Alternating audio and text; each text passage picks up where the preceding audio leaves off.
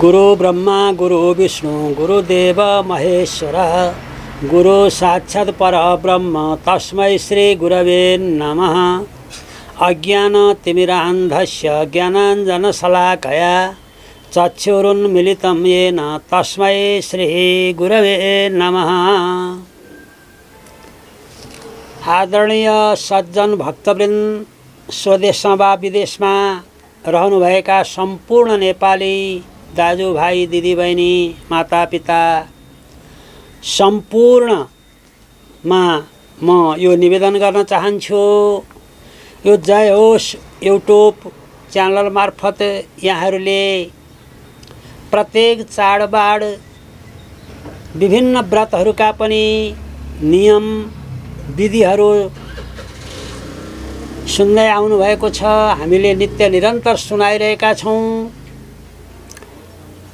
र अब यो संसार के हो, यो संसार असार भनेको, संसार असार छ भनेको कहीँ कसैले केही बुझ्न नसक्ने असार रूपी संसारमा हामी जन्म लिएर वृद्ध हुँदै जीर्ण हुँदै समापन हुँदै जाने यो संसार हो, हामी सबैलाई थाहा छ। अब यही संसार रूपी विषय व्यवहारमा जन्मिएर आत्मज्ञानको विषयमा मैले यो प्रस्तुत गर्न लागिरहेको छु।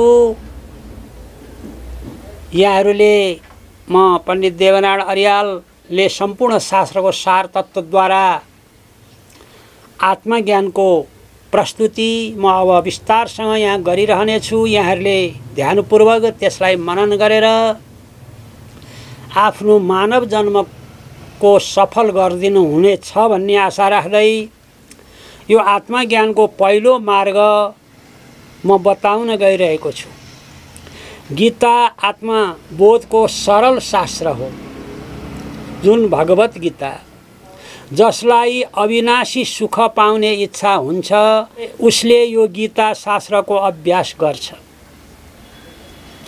संसारका सारा सुखहरू दुःखसँग मिसिरहेका हुन्छन्, तर आत्मा सुखले सारा दुःखलाई नाश गरिदिन्छ।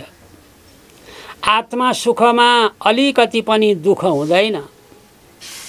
गीता शास्त्रको अभ्यास गरेपछि बुद्धिमा संसारको अत्यन्त अभाव हुन जान्छ। सारा दृश्यको अत्यन्त अभाव भए आफ्नो यथार्थ स्वरूप परिशिष्ट रहन्छ र जीव भावको बिल्कुल निवृत्ति हुन्छ। आदरणीय सज्जन, अचल आफ्नो स्वरूपमा चञ्चल चित्त फुरेपछि आभास रूप जगत देखिन्छ। चित्त जस्तो वृत्तिले युक्त हुन्छ त्यस्तो त्यस्तो जगत भाषित हुन्छ। वास्तवमा प्रकाश रूप आफ्नो सत्तादेखि भिन्न जगत भन्ने वस्तु केही छैन। आफ्नो स्वरूप हो आत्मा, तर नजानेपछि आफूलाई आफ्नो स्वरूप नभएको अनात्म शरीर अहम म भन्ने भाव हुन जान्छ र अनात्मा जगतमा इदम अथवा मम भाव वासनाको बलले फुर्दछ। अनात्मा शरीर अहम भाव नाश भएपछि आफ्नो स्वरूप एउटै हो भन्ने विश्वास हुन्छ। अर्थात् जीवले आफूलाई चैतन्य स्वरूप भनेर अनुभव गर्छ। अहम र इदम रूप वास्तवमा होइन। यिनीहरू कल्पनाको बलले खडा हुन्छन् र दुःखदायक हुन्छन्, तर विचार गरेपछि यिनीहरू नाश हुन्छन्। अनुसन्धान गरेर आफ्नो स्वरूप जान्नु नै विचार हो। शरीर आदिमा म भाव सधैँ अनुभव हुँदैन। जस्तो सपनामा अर्को शरीरमा म भाव हुन्छ र सुषुप्ति कालमा शरीरको भान बिल्कुल रहँदैन, तर अनुभव स्वरूप आफू त्यो बेला पनि प्रकाशित भइरहन्छ। जाग्रत अवस्थामा पनि घट इत्यादिको दर्शन कालमा अथवा घट पट दुईवटा वस्तु देख्नुको बीचमा शरीरको भान रहँदैन। यसरी अनुसन्धान गरेपछि म भन्ने भाव वास्तवमा छैन भन्ने थाहा हुन्छ। भ्रमले मात्र शरीर हो भन्ने हुन्छ। फेरि पनि यो शरीर इन्द्रिय मेरो भन्ने अनुभव पनि हुन्छ। त्यसो भए इन्द्रिय शरीर म होइन भन्ने छर्लङ्ग थाहा हुन्छ। त्यसो भए शरीर इन्द्रिय आदिमा आफू भन्ने बुद्धि वासनाले गर्दा ज्ञानको सिद्ध हुँदैन। यसरी जगतमा सत्यता बुद्धि र रमाइलोपन पनि भ्रम ज्ञानको संस्कारले उदाउँछ। जाग्रतमा संसार छ, स्वप्नमा पनि देखिन्छ, सुषुप्तिमा केही हुन्न। त्यसो भए विपनाको जगत पनि झुटो हो, विपना पनि सपना पनि उस्तै हो। विपना लामो, स्वप्ना छोटो। त्यसकारण विपना पनि स्वप्ना जस्तै हो। आँखाले देख्न सारा चीज आँखाले देखेका सारा चीज झुटो छ। यो विचार गरे आत्मज्ञानको उदय हुन्छ र म र मेरो भन्ने भान हराउँछ। म र मेरोमा सार केही छैन भन्ने बारम्बार सम्झना गरे भ्रम र वासना शिथिल हुन्छ। कुनै दुःख बाँकी रहँदैन। अहङ्कार र घमण्ड रहेसम्म दुःख नाश हुँदैन। त्यसकारण घमण्डलाई छाडेर ज्ञानी बन्नु। आत्मज्ञानी र ब्रह्मज्ञानी दुई प्रकारका छन्। अहङ्कार तीन प्रकारका हुन्छन्। तीमध्ये दुई प्रकारको राम्रो, एक प्रकारको नराम्रो हुन्छ। दुई प्रकारको स्वीकार गर्न योग्य छ, तेस्रो चाहिँ त्याग्न योग्य छ। एक नम्बरको सारा दृश्य मै हुँ, त्यही म अद्वैत परमात्मा स्वरूप हो, भिन्न केही छैन। यस्तो निश्चयले मुक्ति मिल्छ। जीवन मुक्त पुरुष यसैलाई भन्दछन्। यो पहिलो एक नम्बर भयो। अब दोस्रो नम्बरमा सारा प्रपञ्चदेखि अलग छु, अत्यन्त सूक्ष्म छु। यस्तो निश्चयले मुक्ति मिल्छ। यो दोस्रो नम्बर भयो। अब तेस्रो नम्बर चाहिँ लिन योग्य छैन भनिएको तेस्रो नम्बर, थूल शरीर नै मै हुँ, घर परिवार धन सम्पत्ति मेरै हो, म कोहीलाई ठुलो मान्दिन, आफै ठुलो जान्ने भनेको पनि मै हुँ भनेर रिस डाहा गरेर ढाँट छल गरेर अर्कालाई दुःख दिन्छ। म ठुलो हुँ भनेर अर्कालाई सानो देख्नु, यो अहङ्कार तेस्रो नम्बरको हो। यो लिन योग्य छैन। यो अहङ्कार रूपी मनले रौरव नाम गरिएको नरकमा पर्नुपर्छ र रौरव नाम गरेको नरकबाट आएपछि दरिद्र कुलमा गएर जन्मनुपर्छ र सधैँ दरिद्र भएर बाँचिरहनुपर्छ। यस्तो छ। आत्मज्ञान नभएसम्म कुनै पनि धार्मिक कर्म सफल हुँदैन, भौतिक कर्म पनि लाभ हुँदैन। दुवै कर्मको लागि आत्मज्ञान चाहिन्छ। ज्ञान बिना केही काम सफल हुँदैन। ज्ञानद्वारा आत्मालाई जानेर परमात्मा अविनाशी निरञ्जन निराकार भगवानमा मन लगाइराख्छ नित्य निरन्तर, त्यसैलाई ब्रह्मज्ञान प्राप्त हुन्छ।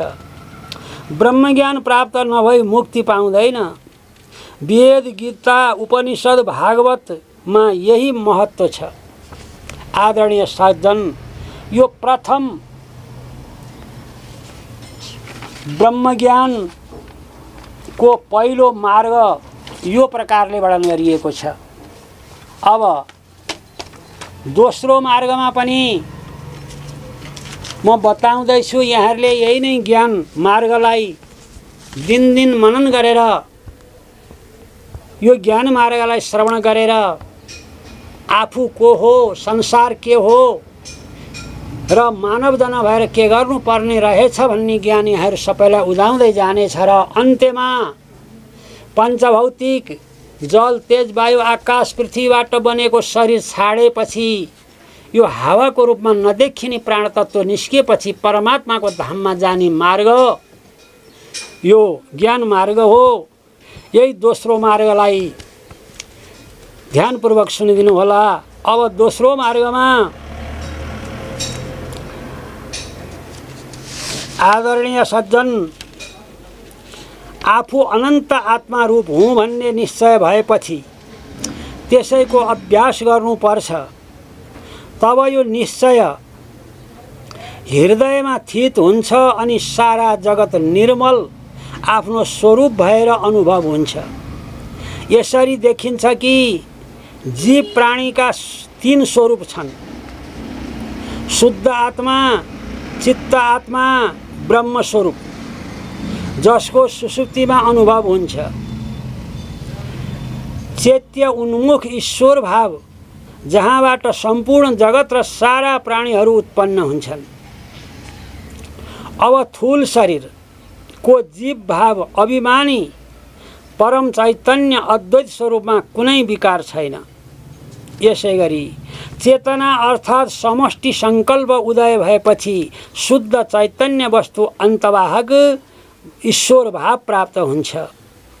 संवेदन या समष्टि संकल्प निवृत्त भए जीव सर्व विकल्प शुद्ध आफ्नो सनातन सच्चिदानन्द ब्रह्म स्वरूपमा स्थित हुन्छ। आत्मादेखि भिन्न केही छैन। अहंकार, बुद्धि, प्राण, इन्द्रिय, शरीर, जगत सारा स्वरूप नै हो। यसैले विश्व जगतलाई आफ्नो स्वरूप भनेर सारा पदार्थ मै हुँ जान्नुपर्छ। यसैलाई गीतामा भगवानको भक्ति भजन भनेको छ। यसरी जान्ने उपायको रूपमा मुमुक्षु जीवलाई तत्त्वमा चढ्ने क्रम छ। जीवका साथ शुद्ध चैतन्य स्वरूपमा चैत्य उन्मुखता अथवा जीव भाव भन्दा पहिले उत्पन्न भएको ईश्वर भाव पनि म होइन, अर्थात् अनात्म दृश्य वर्गसँग मिलेको चित स्वरूपका साथ जड पंच तन्मात्राको जो शरीर पनि म होइन। आत्मज्ञानी ब्रह्मज्ञानीका लागि र विद्वान वर्गका लागि मुमुक्षु जीवलाई ब्रह्मज्ञानको विषय जान्नको लागि, तत्त्व मार्गको माथि जान्नको लागि तल बताइन्छ। ध्यानपूर्वक सुन्नुहोला। यो थूल शरीर जड हो, त्यसैले शरीर म होइन। नाशवान हुनाले इन्द्रिय पनि म होइन। इन्द्रियको सार जड प्राण पनि म होइन। प्राण नभए इन्द्रिय निष्फल हुन्छ। प्राणको सार मन पनि म होइन। मन मूर्छित भए प्राण केही कामको हुँदैन।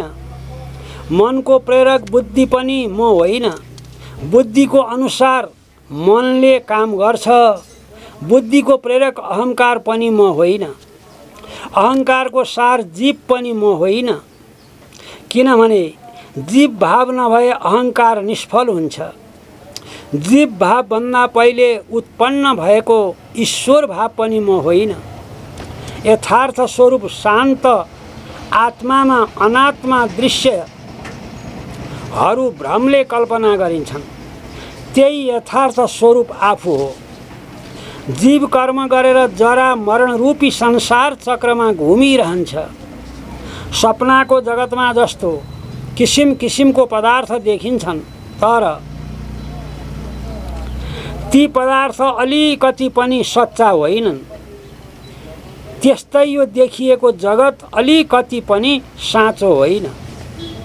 चिदानन्द स्वरूपको अज्ञानले अवतरण क्रम तल देखाइन्छ।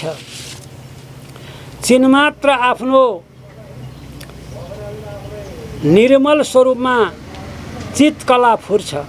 त्यही चित्कला जीव रूपी रथमा चढ्छ। त्यही जीव अहंकार रूप रथमा चढ्छ। अहंकार बुद्धि रूपी रथमा चढ्छ, बुद्धि मन रूपी रथमा चढ्छ, मन प्राण रूपी रथमा चढ्छ, प्राण इन्द्रिय रूपी रथमा चढ्छ। इन्द्रियको रथ शरीर हो, शरीरको रथ पदार्थ कर्म गर्नु हो। शरीरको संयोगले दृश्यको ज्ञान हुन्छ। यो स्वरूप आत्मा ज्ञानले मात्र जानिने हुँदा यो स्वरूप प्रकाशदेखि भिन्न होइन। ज्ञान रूप एक रस आत्मा हो। जस्तो सपनाको दृष्टि नाना प्रकारको देखिन्छ, तर त्यो सृष्टि आत्मादेखि भिन्न छ। आत्मा शुद्ध र परम निर्वाण स्वरूप हो। त्यसमा अलिकति पनि विकार छैन। ऊ सधैँ आफ्नो स्वरूपमा स्थिर छ। भाव या ईश्वर भाव उठेको हो, त्यो सङ्कल्पद्वारा कल्पित हो, वास्तविक होइन। आफ्नो चैतन्य स्वरूपमा चित्त राख्नुपर्छ।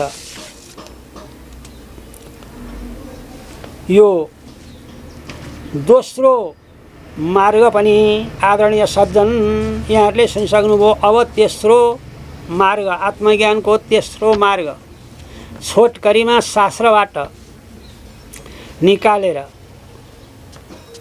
सम्पूर्ण मानवहरूलाई बोध गराउँदै, सम्पूर्ण मानवको शरीर होइन आत्मालाई सद्गति गराउने मार्गदर्शन गराउनको निमित्त अब तेस्रो मार्ग पनि ध्यानपूर्वक सुनिदिनु होला।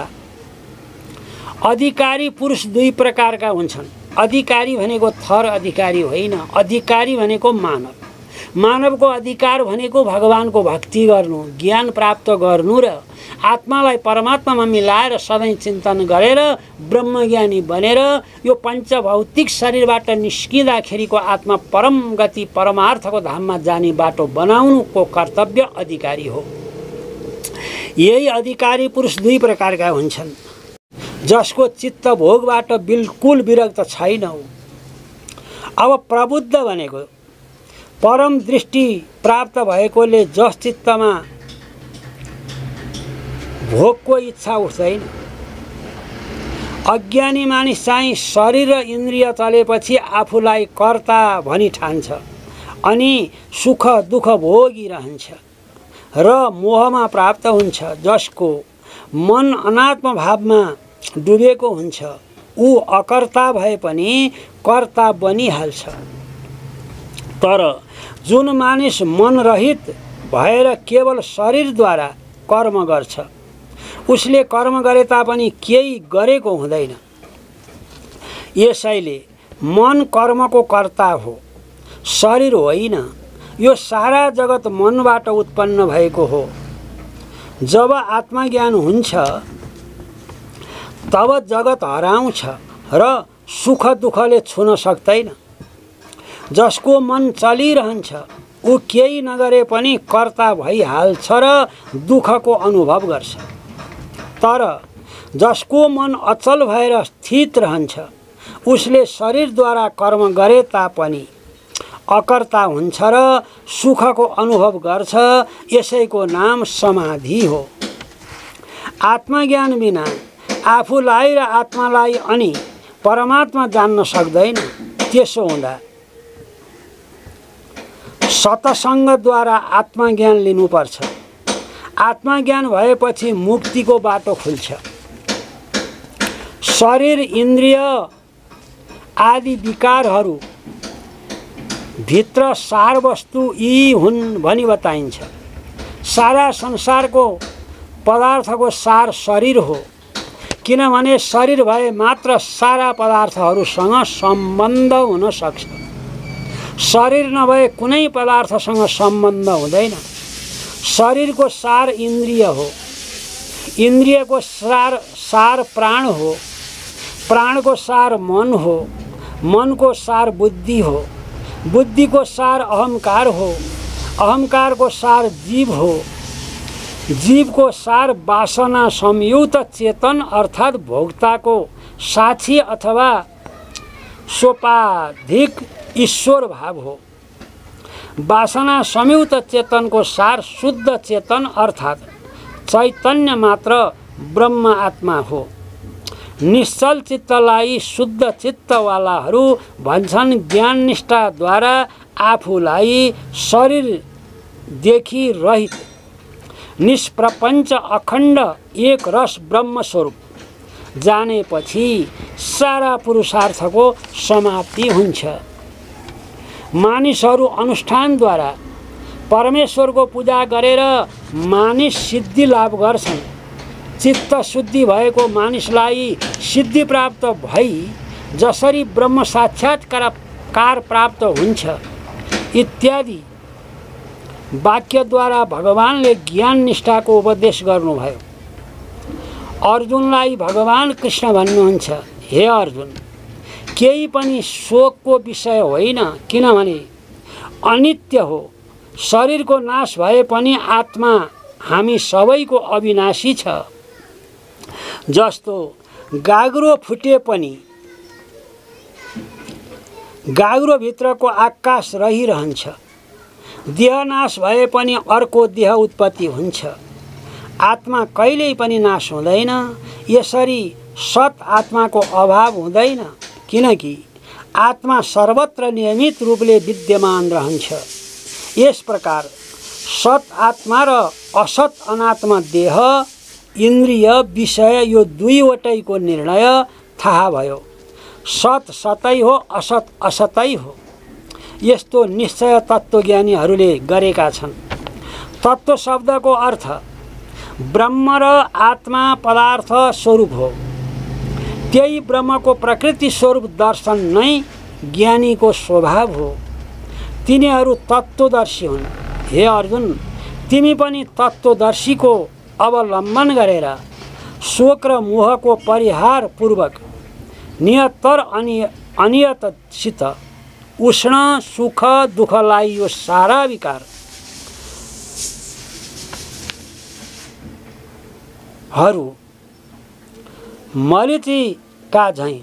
मरीचिका झैं मिथ्या भइकन भासेको हो। यस प्रकार हृदयमा निश्चय गरिकन सहन गर।